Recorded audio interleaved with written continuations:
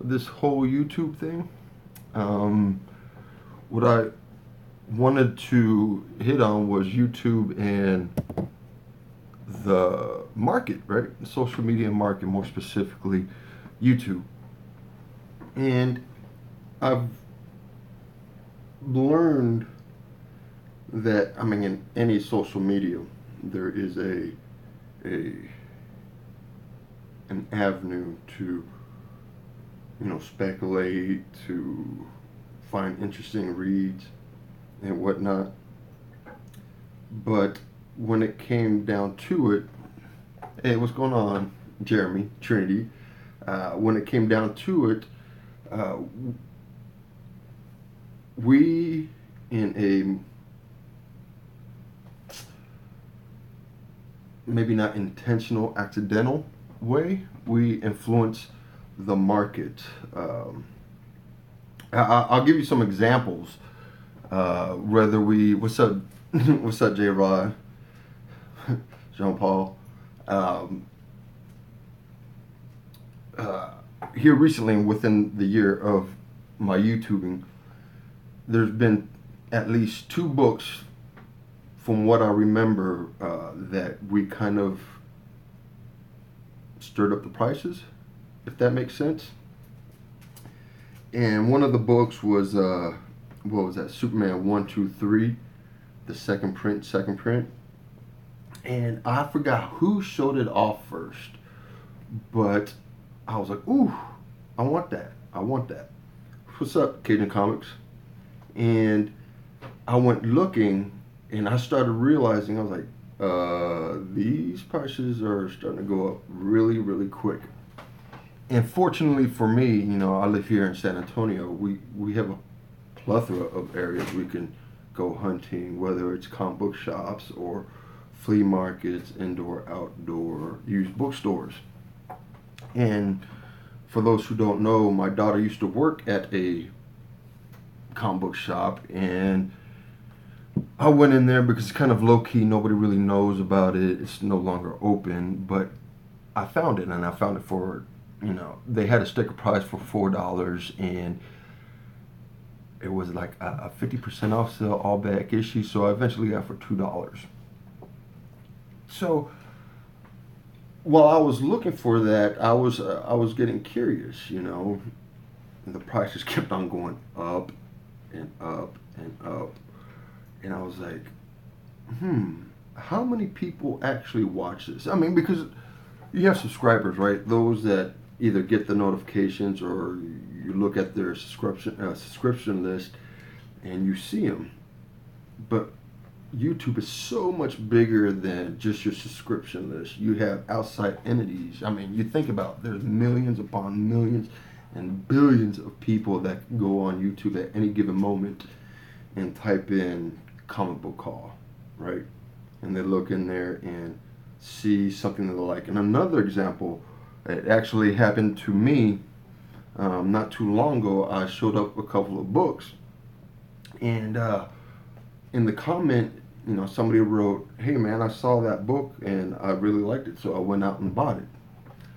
So, it's crazy how showing off books can possibly drive up, the prices of it.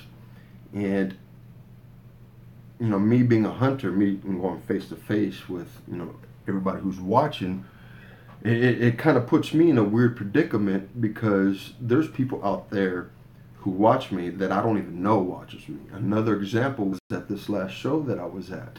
I went to YouTube. He just had uh, a really nice back issue. Sorry, somebody called, and yeah, really good deals. $2 bins, $1 bins, and he's known more of a bronze, copper, and silver. It's not so much modern. And when he was at the show setting up, I went over there, introduced myself, and he was like, "Hey, I saw you on YouTube." I was like, "Really?" He's like, "Yeah, man. I was typing in doing some research on the show, and I saw that you did a review of it. And man, you put out some really good books. I said thank you and whatnot. And he was like, any particular books you're looking for? I was like, no, man, just pretty much ones that that catches my eye.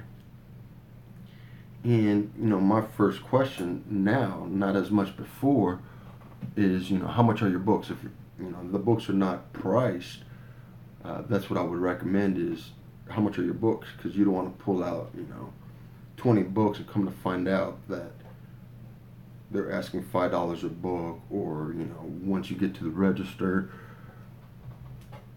they look up at eBay, and if you're trying to snipe or stealth, it ends up being a $50 book, and they're like, no. So basically, they you did their hard work for them.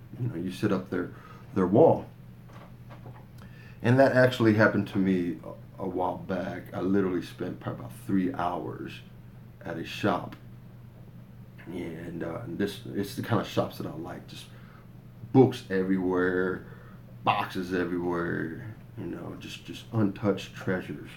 And I went through there, picked all the books that I wanted, and then got to the register, and he recognized some of the books, and he was like, oh, no, I can't sell this to you, I'm going to get this slabbed, or no, I can't sell this to you because, it's I guess you could say a speculation book or whatnot. So what I tend to, and I remember a certain YouTuber, and I think this is probably one of the only times that I ever actually speculated on a book, and I don't even know if you would call it speculated. David, I talked to David about it. What's up, Walking Jedi? Yeah, it was the last time. I legit dropped my books, and I think in the very most unprofessional way possible, I cussed them out as I was walking out. Because legit, it was 3 hours of hard work, going through those grimy books. See, you made me forget what I was saying.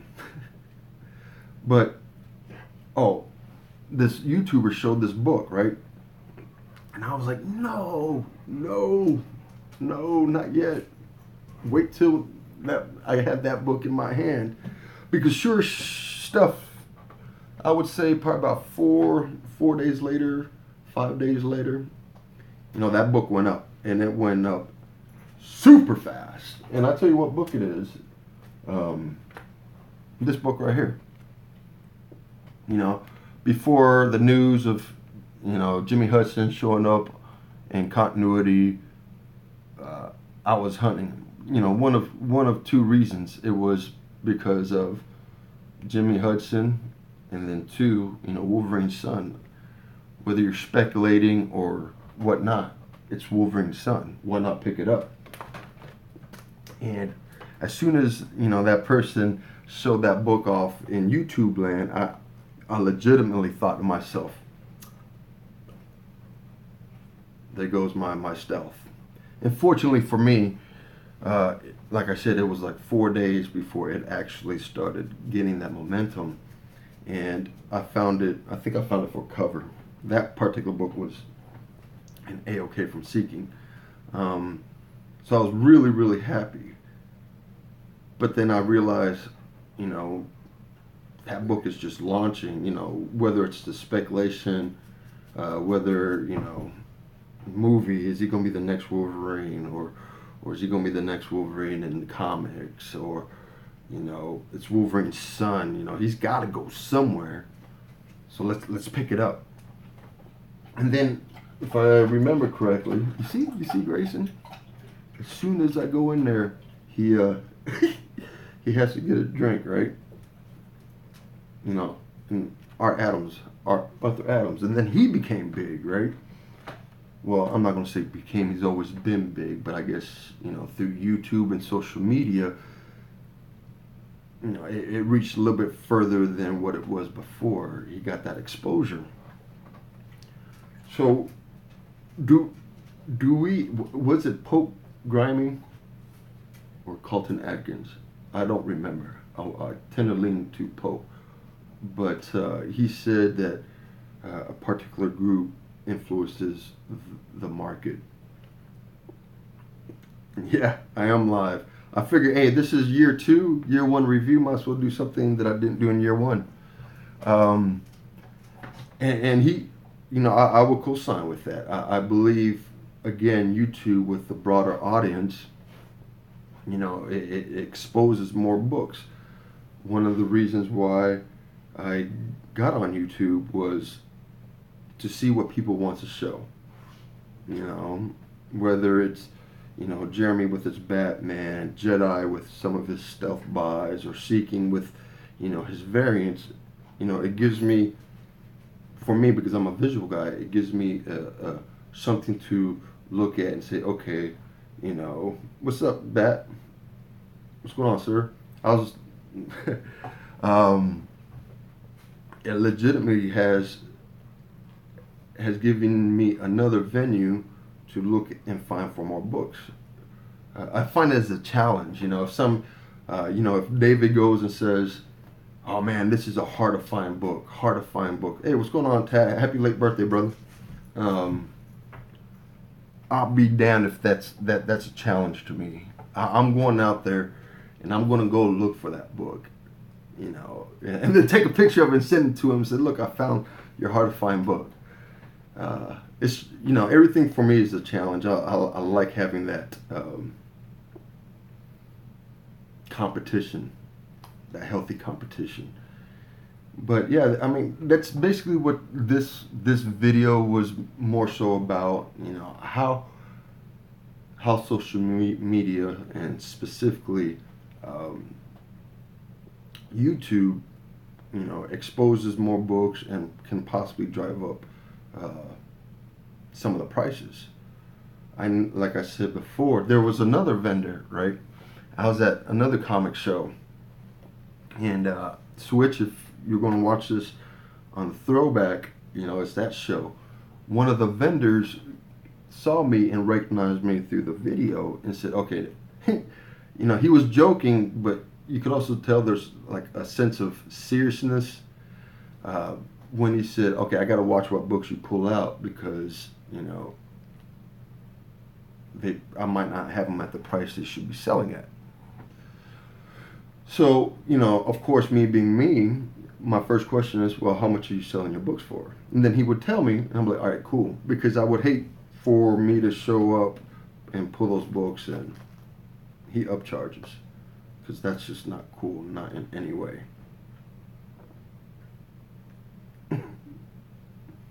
And yeah, it's a real short video. I figured, again, I would do it live.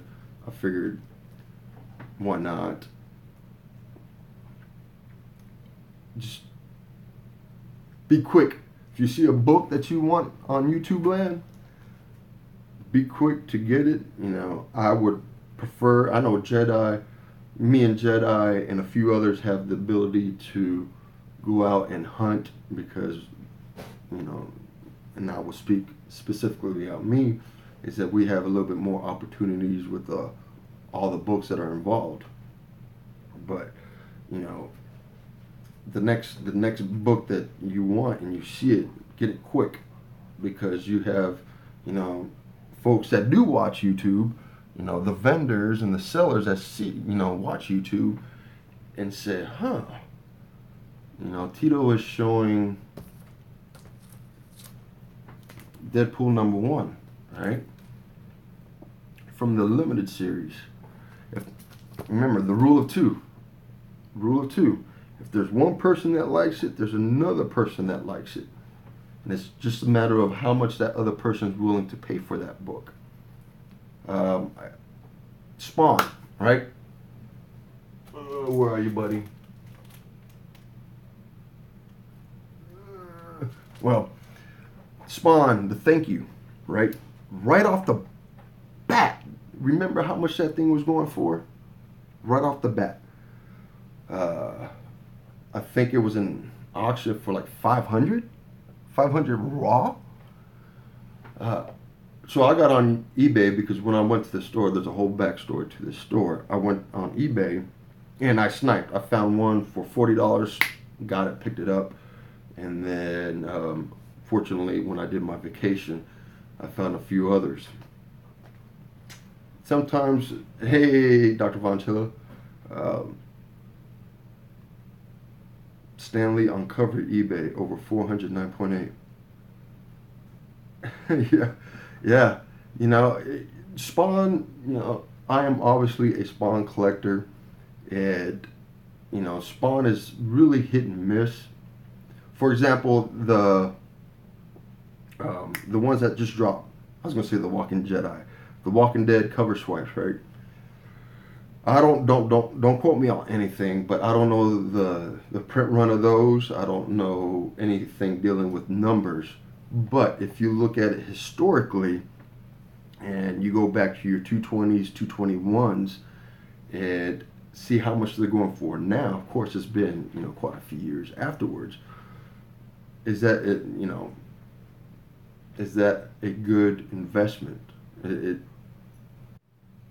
Oh wow, sorry about that. If you keep three of them, I mean, if you buy three, keep two, and sell one, who knows?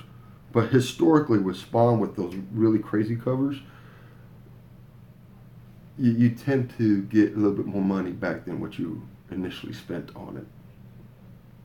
But yeah, I mean, how much of a factor does YouTube have on the market? I I can't tell you, but is there an effect on the market through YouTube? Yes. Yes, there is, Dr. Von Tilla. A lot of great folks. Um, you know, Dr. Von Chilla, I was going to ask you, when you watch you collected for 30 plus years, and whether it's the newsstand or whether it's the local comic shop, did you have a medium where you looked other than Overstreet, where you looked and said, "Ooh, I want this book," and did that medium affect the market of that book and made it a little bit harder for you to find, or harder, or the prices to go up? Oh yeah, Tat. Man, honestly, I still got my very first one that I bought. That one right there. That one is beat. Uh, um, I think I have a total of probably like 5 copies, 2 of them newsstands, and then my baby right here. Yeah, I'm kind of sick with Spawn. I have a sickness with that dude. But do we drive it? Yes, yes. And when you see a book, get it as quick as you can, because once word gets out, it might be 1 or 2 months before you be able to get that book at a affordable price. Yeah, yeah, yeah. Cajun Comics, it does suck. It's actually a rather contradictory story behind that. I'm not entirely sure if you know about that story. The lawsuit, counter lawsuit, and the counter lawsuit. Uh, but yeah. But anyways, yeah. Uh, that's quick, fast, in a hurry, and I appreciate those that took their valuable time and wanted to listen to what this cat is saying. Anyways, I don't know if Dr. Von Chilla is replying to me or if he's out and about.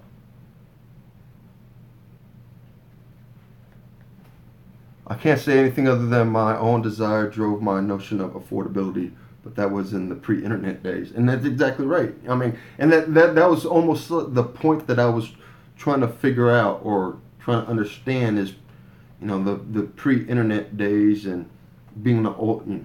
It's gonna sound kind of weird, but being an older gentleman, you know, other than the newsstand and the comic store, what other mediums was there for you to, maybe have a little bit more exposure? Hey, Pope Grammy.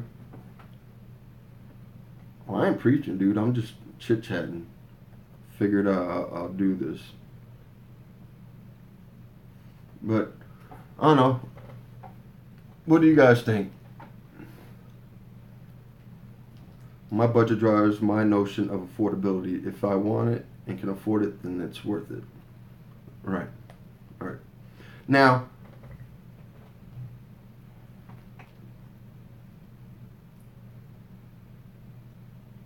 Doc Von Chiller replies, the comic bars guy straight up. Massive amounts of books available, and it was easy to compare prices. Gotcha. Talking about affordability, I don't think I ever broke my bank getting a book. I think I've been pretty lucky. I know I've done one preemptive buy for a con where I was in a hurry to get the book. Hey, contender, hurry to get the book so I could have somebody sign it, and that person kind of dropped off. So I was stuck with the book. It's a great book, but it's not something that I would have bought on my own. Tito, was a different ball game back then, at least for me. I collected not for profit, but for the fun and trade with my friends in school. Okay, yeah. Now, Bad Avenger, when it came to exposing, how do I say this? Not exposing yourself to the market, but more exposing to other books out there. How was that? What did you use as that medium to find out what books you were interested, other than going to the newsstand or the comic book shop? I've been only collecting the last 2 years, so I don't know what it was like. Dude, honestly, I used to live in Delville, Alabama. My mom was in the Army. And Fort Rucker, right? The school that I went to was kindergarten all the way to high school. And across the street was a comic book shop. And it was the only comic book shop within like an hour radius. So that was the extent of my exposure. I've never broken my budget. I suppose it was simply the realization that whatever book I wanted would always be there when I wanted to buy a copy. Again, that's the pre-internet approach. Right. I've collected and bought books for 2 years as well. My collecting style has evolved since then. And you brought up a good point. With no shop, I have to resort to eBay, so hype always outpaces my budget, so I just stick to new books and collecting stories. Jeremy, let me touch on that. My only book that I bought that I wouldn't have normally bought was Super Sons Matina cover. And I will say that to the day I die. And that would be the only book that I buy just because of, speculation, whatever the reason, because I got that book. And it wasn't expensive. In retrospect, it was expensive because now you can get that book a hell of a lot cheaper. So when the hype dies down is usually when I kind of jump in and take care of business. I think, I think everybody's collecting style is different. I mean, it evolves one way or another. Hey, Key Comics Market Watch. Hey, so if you guys are not familiar with anybody there, go to their channel, sub them up, listen what the guys say. If you don't like it, you don't like it. I started collecting in the 80s, then I stopped around the 90s. And go back there, let's just say. Right. No.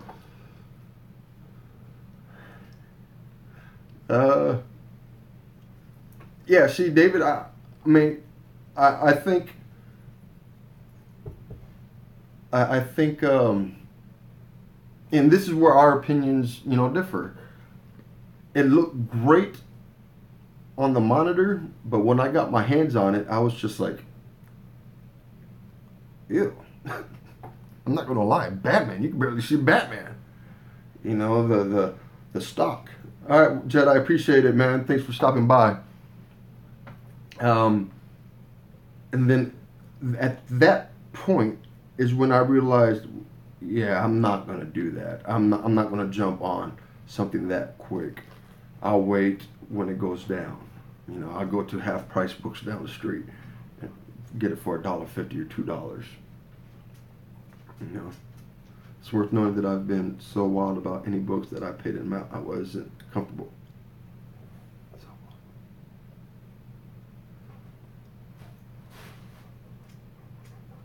Right.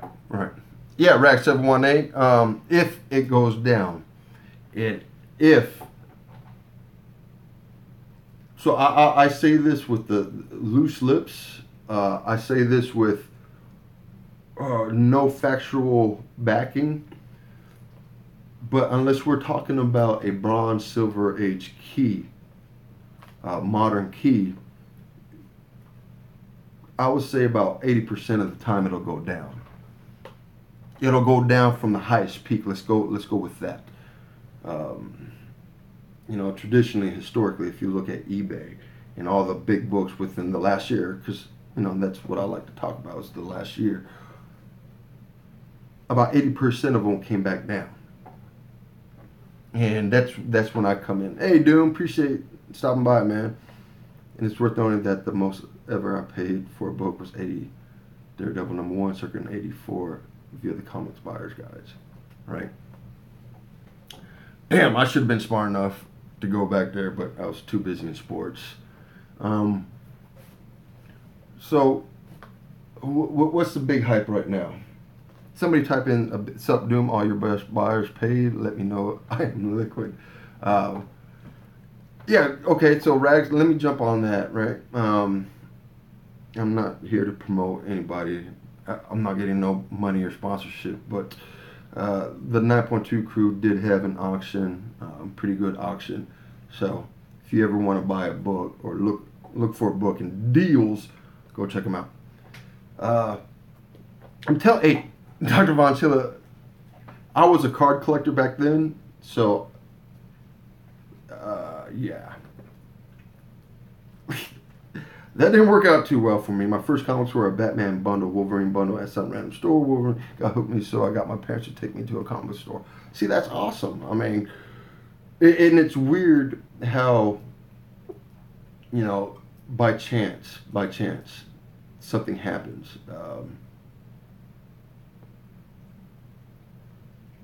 Yep. Okay, so Jeremy, I'm glad you brought that up, dude. All right. First Deathstroke, right? What, is it Tales of the Teen Titans 2 or the new Teen Titans? I forgot. It's one of those two, right? That book blew up, beginning of last year? And then the whole Batman thing happened and people leaving and rewrites and all that stuff. And then it started creeping down. Yeah, new Teen Titans 2, appreciate it. Started creeping down because that hype is over. Well, they just do, like, within the last 48 hours, they just announced a movie dealing with Deathstroke. So now the books are going to go back up. Now, is it going to go back up as the initial one? Who knows? Maybe a lot of people overpaid it, so they don't want to go to that level they did before. But that's all movie speculation. That's all that stuff. I'm not that smart. Fine. Are you talking about this one? I'm getting yelled at by Dr. Von Chilla. Sorry. I think the picture itself is messed up.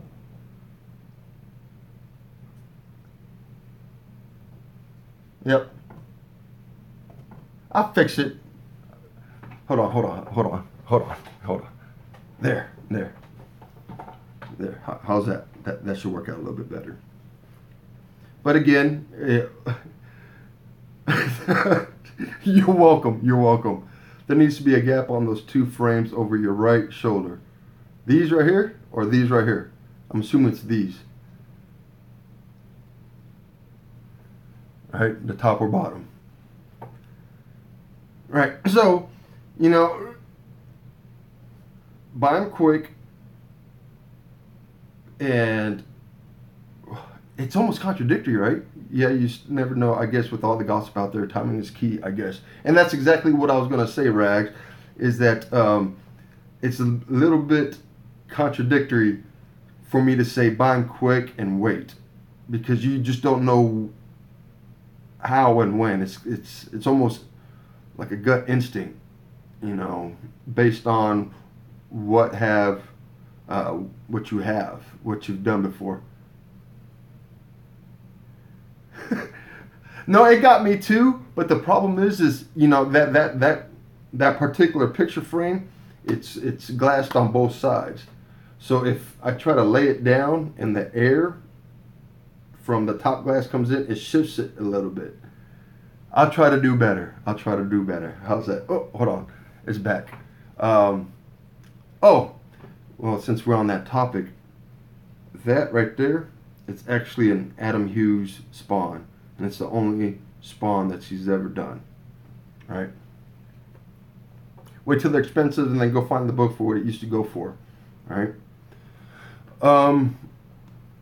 Yeah. It's all about timing and knowing when to jump in and jump out. For an example, right? I use Spawn, the no number thank you. I jumped on that super quick, because based off history, you know, once it goes up, it'll come down, but it won't come down as the initial spot. I don't know how the hell, how did we get into this up? I'll have to show you the drawings that I did on Spawn, Tito. Cool, brother. Yeah, do that, man. Love to see the pictures. And but anyways, this is why resourcing is vital, right? I only have one now. Now I still have all three of mine.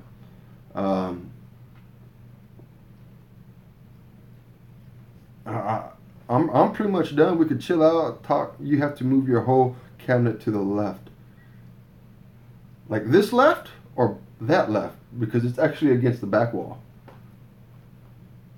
You know what? Fuck it. Excuse me. All right, let's do home decor. In the old days, hot books weren't leaping and bottoming nearly quickly. Okay, hey, Dr. Von Chiller, when you talk about, you know, the old days and hot books and stuff like that, how did you know it was a hot book? You know, how did you know when it's time to let go, when it's time to pick up? Again, there was no internet back then. So was it just... Yeah, I can't imagine, you know, some type of magazine comes out every week to give you an update. I'm assuming more monthly. And the comic book shops, you know, talk amongst each other and say, hey, this is the hot book because of this, that, and the other. That's what I've always found that kind of interesting to know. How was it a hot book? You know, Mailbag Man or Soapbox. And later in the 80s, I love picking up. The Tickle Venom McFarlane is selling for a premium. Why? Don't know. Rag, I have no idea. And to be perfectly honest with you, I have no idea what you're talking about either. Yeah, Wizard World Price got the LCS and Comic Buyers Guide. Seriously, the Comic Buyers Guide was a week. Okay. See? Learn something new. I appreciate that. Yep. Wizard. I mean, I still have first couple of Wizards I've actually ever bought. Of course, they're not polybagged. They're still open. Yeah. All right, Trinity. Wizard. Yep. That's yeah. I remember that. But anyways, I think we kind of derailed off the topic a little bit. G. Paul says also the comic shops hustled certain books even back in the 80s. You know, I think any time you're dealing with selling anything, it's all about the hustle. You know, get them cheap, sell them high. I mean, that's what I would do.